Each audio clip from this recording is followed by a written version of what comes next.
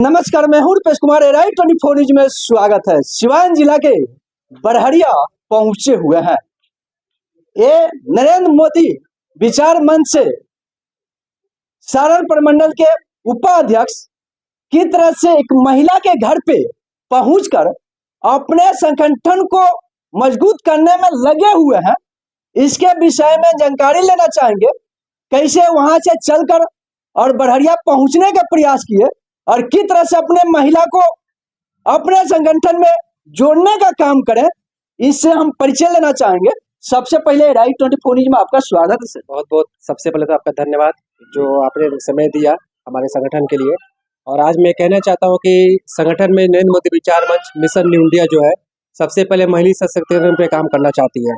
अब उसमें हमारी जरूरत थी महिला की, जो हमारी टीम की जो आगे लेके बढ़ाए सिवान जिला के लिए और सारण प्रमंडल के लिए, जिन्हें आज मुझे मुलाकात हुआ शालिनी सिन्हा से, जो एक राइटर भी हैं और इनकी बहुत सारी किताबें जो है महिला। कई दिनों से मैं इनसे टाइम मांग रहा था, समय इनके पास भी नहीं था और हम ये लोग संगठन में लगे हुए थे, बिजी में थोड़ा व्यस्त थे, लेकिन आज हमारा समय आज मिला है और बहुत खुशी की बात है कि आज ये इनको मैं मन से जोड़ने जा रहा हूँ, महिला मन से, जो महिला जुड़ से आज जुड़ के ये काम करेंगी। और आज इनका स्वागत है। आज मैं इनको बुक देके इनका स्वागत करता हूँ। आप देख सकते हैं किस तरह से यही महिला है कर्ण बरहरिया आवास पे, और यहाँ पे सारण अनुमंडल के अध्यक्ष उपाध्यक्ष साहब यहाँ पहुंचे हुए हैं। नरेंद्र मोदी विचार मंच से अपने संगठन के लिए इस महिला को एक लेखक के रूप में जानी मानी महिला यहाँ उपस्थित हुई है। इस संगठन के माध्यम में इनके द्वारा आज जोड़ने का काम किया जा रहा है। इनसे भी कुछ बात करेंगे।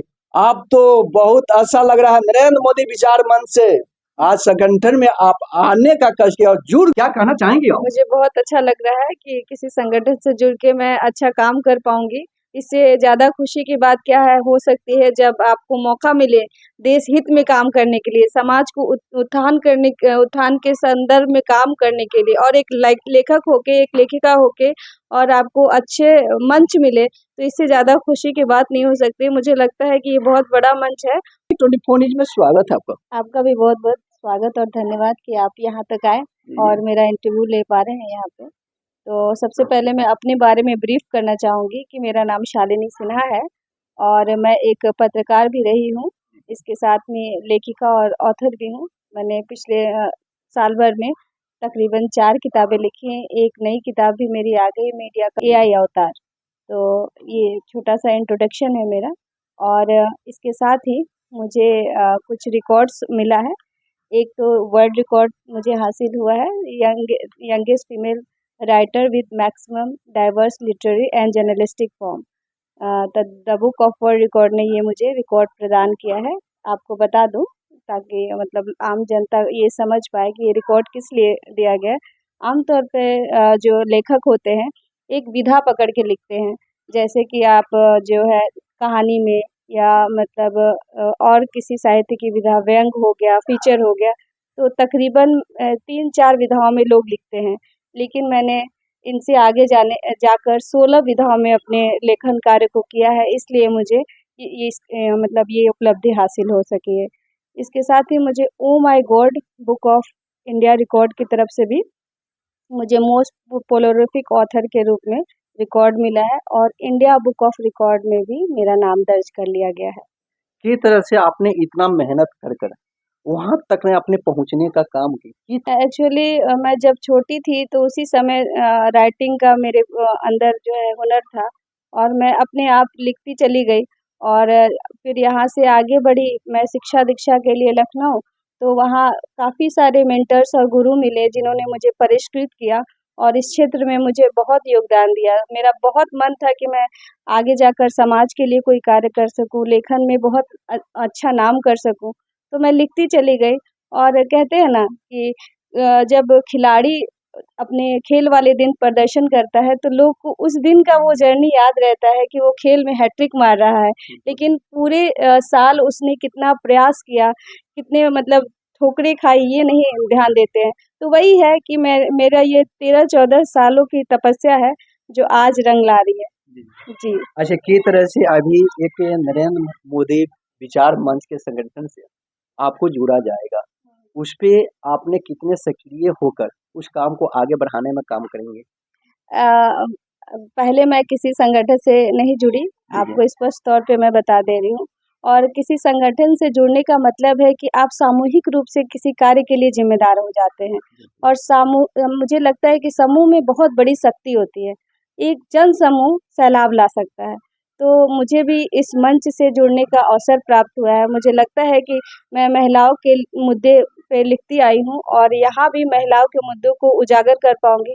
एक लेखक तो स्वतंत्र होता है, उसके विचार भी स्वतंत्र होते हैं और मुझे लगता है ये मंच मुझे स्वतंत्र विचार रखने का भी मौका देगी, उसको सुधारने का और उसको अच्छे लेवल पे पहुँचाने का भी और सकारात्मक दिशा में प्रयास करने का मौका देगी। ये लेखक के रूप में बेहतरीन बुक कौन, सामने आपको कितनी बुक यहाँ नजर आता होगा, इस बुक में इन्हीं के लिखा हुआ ये बुक नजर आ रहा है।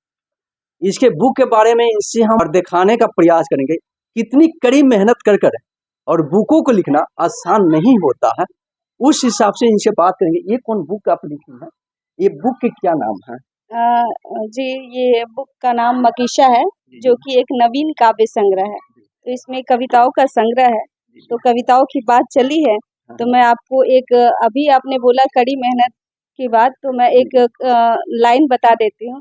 आलस से अपना फासला बरकरार रखिए, आलस से अपना फासला बरकरार रखिए कि मिलेगी मंजिल, हौसला बरकरार रखिए।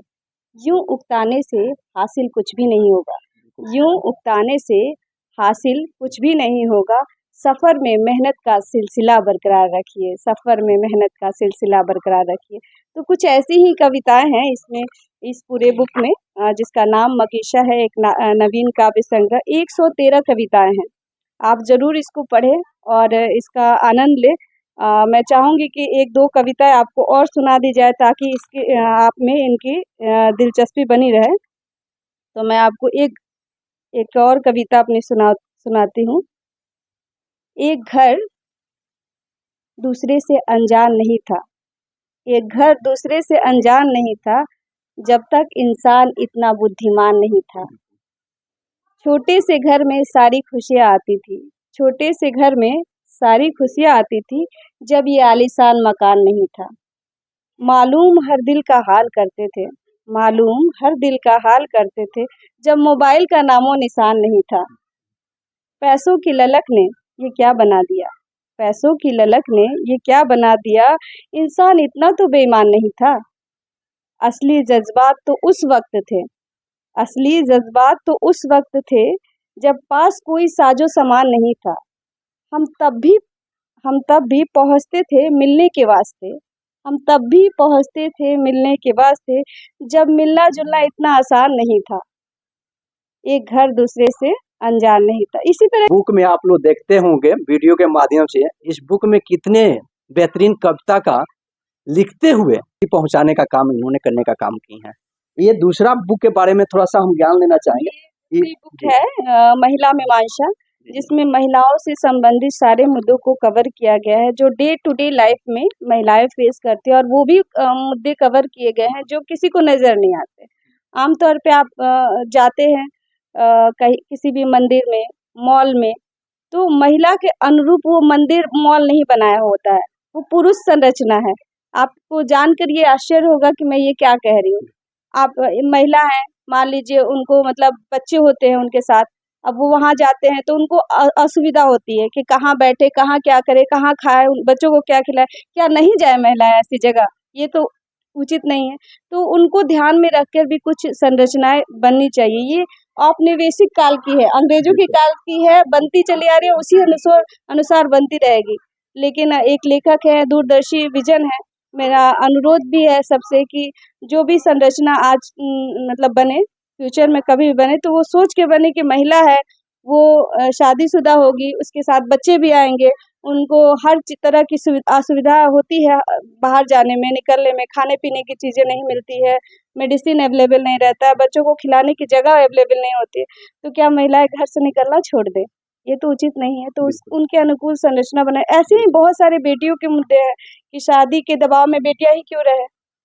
और एक और मैं मतलब अपनी बात रखना चाहती हूँ कि एक दफ़ा मैं इंटरव्यू देने के लिए गई थी सेंट्रल रिसर्च इंस्टीट्यूट में। तो वहाँ मुझे एक मतलब साइंटिस्ट मिले जिन्होंने मेरा इंटरव्यू किया। उन्होंने मुझसे पूछा कि आप महिला है, ठीक है, आपकी कुछ दिन बाद शादी हो जाएगी, तो आप तो जॉब कंटिन्यू नहीं कर पाएंगी। तो हम कहे कि शादी तो पुरुषों की भी होती है, तो वो कैसे जॉब कंटिन्यू कर लेते हैं, ठीक है, तो सामंजस्य बनाना चाहिए, मैंने ये बोला। उसी वजह से उन्होंने मुझे जॉब पे नहीं रखा, लेकिन फिर मैं दूसरी बार कड़ी मेहनत करके गई, फिर मैं वहाँ सेलेक्ट हो गई। तो ये चीज़ है, मानसिकता भी बदलती है। तो ये दूसरी बुक महिलाओं से संबंधित सारे मुद्दे हैं। आप देखिए, महिला के संबंधित ये बुक बनाया गया है इतनी, और तीसरा बुक की हम लोग बात करेंगे। तीसरी बुक का नाम है मेधांश, आपको मैं दिखा दे रही हूँ। ये यूपीएससी जो बीपीएससी की तैयारी करते हैं जो बच्चे, और आर्टिकल्स और लेख का संग्रह है ये। तो जितने भी समसामयिक मुद्दे होते हैं उनको एक ही किताब में संग्रह किया गया। आपको बता दूं, जो भी तैयारी करते हैं ना बच्चे, तो वो न्यूज़पेपर से पढ़ते हैं। जो समसामयिक मुद्दे होते हैं उनके लिए कोई स्पेशल बुक नहीं आती है। तो मैं ये असुविधा खुद फेस कर चुकी हूँ, क्योंकि मैंने भी यूपीएससी की तैयारी की है। और वो दुर्भाग्य रहा या सौभाग्य मैं नहीं जानती, क्योंकि मुझे किस दिशा में आगे बढ़ना ये तो ऊपर वाला तय करेगा। लेकिन मैं कुछ नंबरों से मेरा नहीं रह पाया, तो मैं सोच रही थी कि बच्चों के लिए भी कुछ किया जाए जो यूपीएससी सिविल सर्वेंट है या फिर बीपीएससी वगैरह की तैयारी करते हैं। तो इसमें वो सारे मुद्दे हैं जो मतलब आज भी थे, कल भी थे और आगे भी बने रहेंगे। जैसे वायु पोल्यूशन है, वो हमेशा मुद्दा रहेगा। महिला सशक्तिकरण का मुद्दा हमेशा से था। तो ऐसे कई सारे मुद्दे हैं जो हमेशा से बने रहते। किसी भी प्रतियोगी परीक्षा की तैयारी कर रहे छात्रों के लिए बहुत बेनिफिशियल है। आप देख सकते हैं कि यहाँ खुद आईएएस ने रिकमेंड किया है, डॉक्टर हीरालाल आईएएस हैं, और दैनिक जागरण के जो है एडिटर है, इन्होंने सब लोग जो बड़े बड़े कोचिंग संस्थान के जो है लोगों ने इसको रिकमेंड किया है। जो प्रोफेसर हैं, इतिहासविद हैं, सारे लोगों ने इसमें शुभकामनाएं दी हैं और इस बुक को बहुत बेस्ट बताया है।